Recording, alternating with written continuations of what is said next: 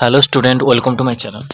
तो आज आपण मन गोटे इंपोर्टां अपडेट रोचे आपणकर सीडीएमओ को नियुक्ति आपणकर 12 जिले में होती जहाँ विषय में डिटेल्स जाना आपणकर भुवनेश्वर राज्य सरकार आज 13 जन डाक्तर को वरिष्ठ प्रशासनिक ग्रेड एसएचजी को पदोन्नति देइछन्ति। एही कर्म रे doctor Snigdhamayi Mohanty Jagatsinghpur, doctor Dilip Kumar Jena Baleswar, doctor Anjali Satapathy Kandhamal, doctor Namita Pattnaik Kendrapara, doctor Shakti Prasad Padhi Jharsuguda, doctor Pushpita Mohanty Cuttack, doctor Nilamadhab Satapathy Sambalpur CDM नियुक्ति होती।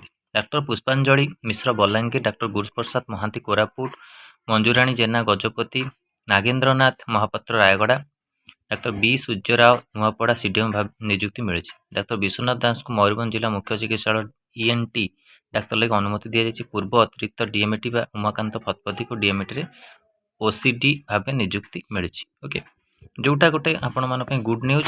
ओके, सीडीएमओ जी ऊपर लेवल आपण जो ऑफिसर अच्छा से नियुक्ति हेले जहाँ भी आपणकर आगु को रिक्रुटमेंट अच्छी स्वास्थ्य विभाग में सेटा आसवाई कि आप सहज हम। ओके, जोटा आपण मान इम्पोर्टां रही 12 जिले में सीडीएमओ को नियुक्ति पदवी खाली थिला आउ एबे सेटा आपण नियुक्ति होइछि। आगु देखो आपणकर कौन अपडेट आसुची। ता सहित आगु को आपणकर 7600 प्लस आपणकर सिविल आपण कॉन्स्टेबल आउ एसआई ए सब पोस्ट आपण आसीबा को जाउची।